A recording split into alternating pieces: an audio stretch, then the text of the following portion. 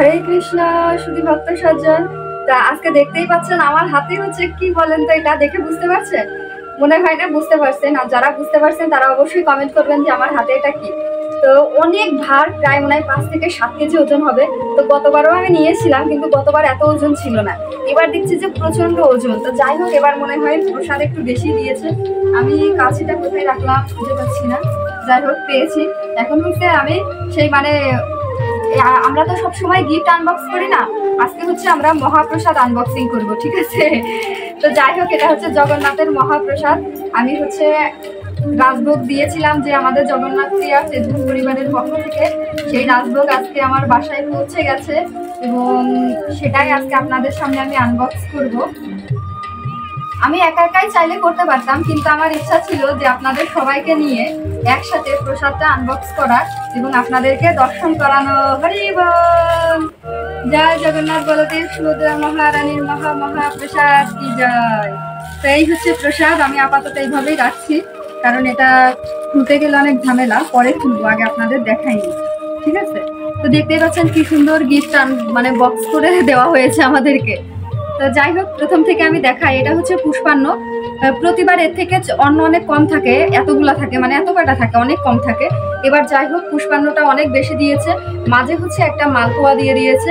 এখানে হচ্ছে ভোগের তুলসী পত্রটা আছে, দেখছেন? এটা কিন্তু ভোগের তুলসী পত্র।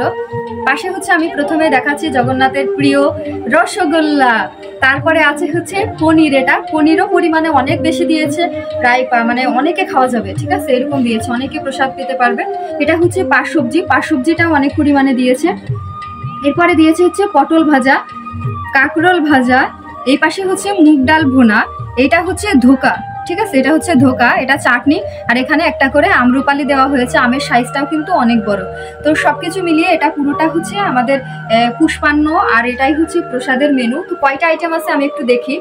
1 2 3 4 5 6 7 8 9 10 11টার মতো আইটেম আছে এখানে। তো এই সবগুলো মিলেই হচ্ছে আজকে রাজভোগ। আমি আসলে অনেক ভার, আমার তুলতেই কষ্ট হচ্ছে।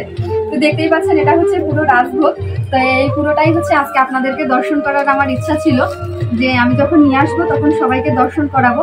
তো ভোগ দর্শনে দুর্গতি নাশ হয়, অর্থাৎ যারা আপনারা প্রসাদ পেতে পারছেন না, তারা হয়তো বা আফসোস করছেন যে মাতাজি আপনি পাচ্ছেন, আমরা তো পেতে পারছি না।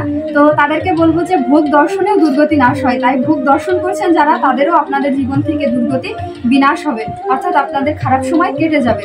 এই কারণে ভগবানের প্রসাদ দর্শন করাও আমাদের উচিত। এই জন্য দেখবেন যখন অন্নকূট মহোৎসব হয়, তখন ভক্তরা হুমড়ি খেয়ে পড়ে ওই যে অন্নকূটে যে প্রসাদ দেওয়া হয় সেগুলো দর্শন করার জন্য। তার পিছনে একটাই কারণ শাস্ত্রে বলা হয়েছে যে ভোগ দর্শনে দুর্গতি নাশ হয়। তো এটাই হচ্ছে সেই মহাপ্রসাদ। আর যারা যারা পেতে চান, ঢাকার ভিতরে আসেন, চলে আসেন আজকে আমার বাসায়, ঠিক আছে? সরাসরি। তো সবকিছু মিলিয়ে কেমন লাগলো সেটা অবশ্যই জানাবেন। আর এই প্রসাদ আসলে আমার একার নয়, আপনাদেরও। আর আমিও একা পেতে পারবো না এত প্রসাদ, যারা আছে আমার আশেপাশে তাদেরকে দিয়ে তারপরেই পাবো। আর সবকিছু মিলিয়ে আমার আসলে প্রচন্ড আনন্দ লাগে, এবং রথের আমি পুরো দিনটা অপেক্ষা করি শুধুমাত্র যে কবে আমার বাসায় একটা রাজভোগের একটু প্রসাদ আসবে আর আমি পেতে পারবো।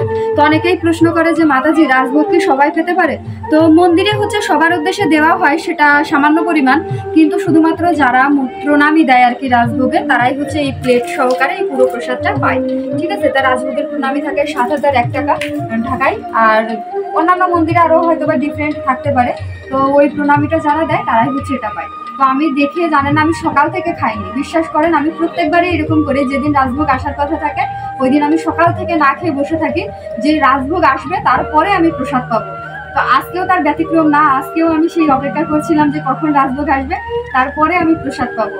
তো যাই হোক, আমরা এখন প্রসাদগুলো রেডি করব, তারপরে পাবো। আর আপনাদের যাদের পাওয়ার ইচ্ছা করে তারা আমার বাসায় চলে আসতে পারেন, সরাসরি নিমন্ত্রণ থাকলো। তো ধন্যবাদ সবাইকে, সবাই ভালো থাকবেন, সুস্থ থাকবেন, এবং কৃষ্ণময় শুভ রথযাত্রার আবারও সবাইকে শুভেচ্ছা। এবং আগামী সোমবার কিন্তু হচ্ছে উল্টো রথযাত্রা, আপনারা জানেন।